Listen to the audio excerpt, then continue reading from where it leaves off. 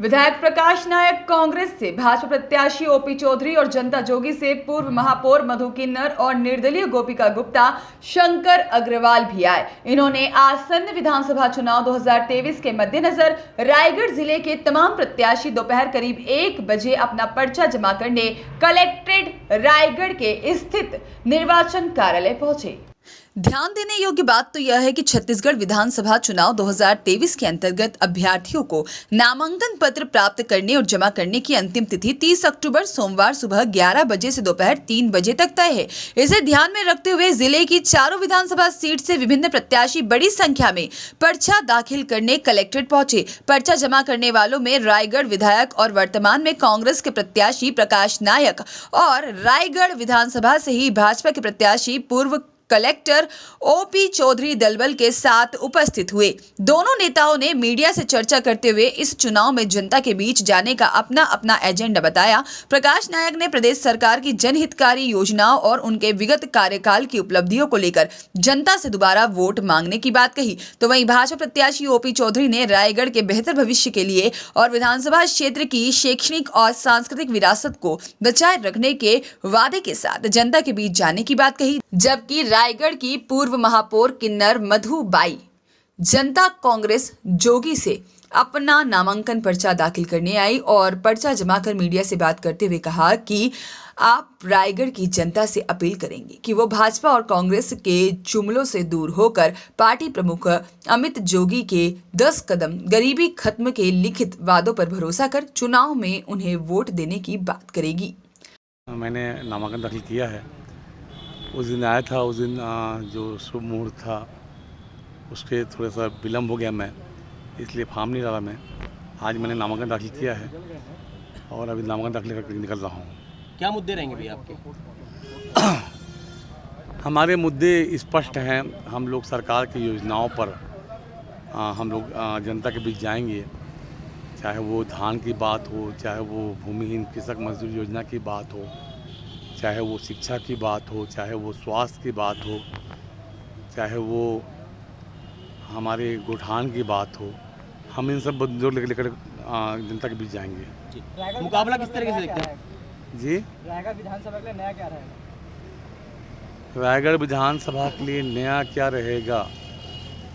रायगढ़ विधानसभा में मैंने पिछले 5 साल में बहुत सारे काम करवाए हैं, लेकिन जो काम मुझे लगता है कि अधूरा रह गया वो रिंग रोड है, उसे मैं पूरा कराऊंगा। मुख्यमंत्री लगातार घोषणा कर रहे हैं कर्ज माफी की, अभी केजी से लेकर के पीजी तक की पढ़ाई की मुफ्त तक की घोषणा भी की है। कितना फ़ायदा मिलेगा, क्या लगता है? देखिए, मैंने पहले ही कहा कि हम लोगों ने केजी से पीजी तक का शिक्षा का माफ़ किए हैं। हमारे बच्चे अच्छी शिक्षा प्राप्त कर पाएंगे, ये मुझे लगता है। लेकिन ये व्यवस्था तो पहले से ही है, केजी से लेकर पीजी तक कभी शिक्षा मुफ्त ही मिल रही है मेरे ख्याल से। इसमें पीजी तक शिक्षा मुफ्त नहीं मिल रही थी, वो 12वीं क्लास तक था, उसके बाद में फीस लगता था। अभी पीजी तक का हम लोग शिक्षा माफ़ किए हैं, इससे बच्चों को फ़ायदा होगा। ओपी चौधरी जी आपके सामने खड़े हैं, किस तरीके से देखते हैं उनको? ओपी चौधरी जी खरसिया से चुनाव हारे थे और खरसिया में उन्होंने कहा था कि मेरी माटी मेरा देश, मैं खरसिया को शिक्षा हब बनाऊंगा, चाहे मैं जीतूँ या हारूं। चुनाव वो हार गए, उसके बाद रायपुर चले गए। अब वही बात रायगढ़ की कर रहे हैं, तो जनता कितना विश्वास करेगी? रायगढ़ विधानसभा क्षेत्र के लिए पार्टी के निर्देशानुसार मैं आज नामांकन दाखिल किया हूं और रायगढ़ के एक बेहतर भविष्य के लिए रायगढ़ नई ऊंचाइयों पर पहुंचे। रायगढ़ का ऐतिहासिक सांस्कृतिक गौरव, यहाँ की शैक्षणिक विरासत एक नई ऊंचाई पर पहुंचे, उसके लिए एक विजन के साथ, एक रोड मैप के साथ काम करने के लिए मैं प्रतिबद्धता के साथ आया हूं और निश्चित रूप से रायगढ़ क्षेत्र के लोग मेरे को आशीर्वाद प्रदान करेंगे। इस आशा और विश्वास के साथ आज मैंने नामांकन दाखिल किया है और मुझे पूरा भरोसा है कि रायगढ़ विधानसभा क्षेत्र के लोगों का आशीर्वाद मिलेगा। भारतीय जनता पार्टी से कुछ लोग बगावत भी कर रहे हैं, ऐसे में किस प्रकार की चुनौती रहेगी? एक भारतीय जनता पार्टी से संबंधित उम्मीदवार ने और नामांकन दाखिल किया है। हम सब लोग उनसे निवेदन कर रहे हैं कि पार्टी के साथ आएँ, वो सहयोग करें और सब मिल करके एक अच्छा काम करना चाहते हैं। हम निवेदन किए हैं। जनता के बीच में जा रहे हैं, आपको कैसा फीडबैक मिल रहा है? हाँ, मैं प्रत्येक ग्रामीण क्षेत्र में लगातार जा रहा हूँ, शहरी क्षेत्र में जा रहा हूँ, सभी जगह जा रहा हूँ। सभी लोगों को कांग्रेस के कुशासन और माफिया राज से बहुत परेशानी है और साथ ही साथ जो एक नई उम्मीद के साथ लोग मेरी ओर निश्चित रूप से देख रहे हैं, उन उम्मीदों पर मैं पूरी तरह से खरा उतरने के लिए अपना 100% दूंगा और लोग इसको लेकर बहुत उत्साहित हैं कि रायगढ़ का भविष्य, आने वाली पीढ़ी का भविष्य, यहाँ की अधोसंरचना, यहाँ की ट्रैफिक व्यवस्था, यहाँ के प्रदूषण का स्तर, यहाँ पर किसानों के सिंचाई का स्तर, सब कुछ सुधरेगा। जो ग्राम पंचायत दूसरे ज़िले में चले गए हैं, उनके अधिकार की लड़ाई को मैं लड़ूंगा। इस आशा और विश्वास के साथ मेरी ओर देख रहे हैं और मैं निश्चित रूप से इसके लिए अपना 100% दूंगा। रायगढ़ विधानसभा में क्या नए मुद्दे रहेंगे इस बार? मैंने बताया कि आज देखिए हर जगह कमीशन खोरी है।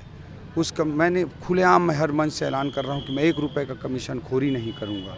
दूसरा जो महत्वपूर्ण विषय है कि रायगढ़ में पिछले 5 सालों में विकास शून्यता की स्थिति रही है। जो थे विकास काम वो भी ख़त्म होते जा रहे हैं। KIT इंजीनियरिंग कॉलेज समाप्त प्राय होने की स्थिति में पहुंच गया है। मेडिकल कॉलेज डिटोरिएट हुआ है। जो रायगढ़ से घरघोड़ा सड़क है उस पर हम लोगों को पदयात्रा भी करना पड़ा। 50 किलोमीटर की दूरी को तय करने में 5 घंटे का समय लग जाता है। रिंग रोड यहाँ शहर के लिए कितना ज़रूरी है, ट्रैफिक व्यवस्था और प्रदूषण के स्तर दोनों को सुधारने के लिए, उस पर भी कोई काम नहीं हुआ। इन सारे विषयों को लेकर केलो नदी के डैम का पानी किसानों के खेत तक नहीं पहुँचा। सरिया क्षेत्र के जो गाँव हैं वो रायगढ़ में रहना चाहते थे, उनको जबरन सरंगढ़ विलायगढ़ जिला में जोड़ दिया गया। इन सारे मुद्दों को लेकर हम जनता के बीच जा रहे हैं और जनता का भरपूर आशीर्वाद मिल रहा है। आज नामांकन का मेरा ये था फॉर्म और मैं आज फॉर्म भर दी, नामांकन भरा गया मेरा और बहुत अच्छे से भरी हूँ। क्या मुद्दे रहेंगे आपके चुनाव में? आज का मुद्दा मेरा ये रहेगा कि जो मेरे अमित जोगी जी जो सर हैं उनका जो 10 में जो मुद्दे हैं उसी में मैं काम करूँगी। और रही बात 10 कदम और गरीबी ख़त्म, इस पर मैं काम करूँगी। कांग्रेस ने क्या बोलते हैं कर्ज माफी घोषणा की है, क्या आपकी पार्टी भी ऐसा कुछ करने वाली है? इतने साल से भी तो कर्ज माफ़ी था, अभी तो नहीं हुआ था। अब वोट आ रहा है तो अब माफ़ी हो रहा है। अब देखो आगे क्या होगा और बाकी तो मैं जीत के ही दिखाऊंगी, तब करूंगी जनता के लिए। अमित जोगी मैनिफेस्टो में लिख के दिए हैं शपथ पत्र, तो आप भी क्या ऐसा कुछ लिखेंगे यहाँ रायगढ़ की जनता के लिए? हाँ, हमारा भी शपथ पत्र लिखा हुआ 10 में, उसी के तहत से मैं काम करूँगी। चलिए, थैंक यू। Bureau report.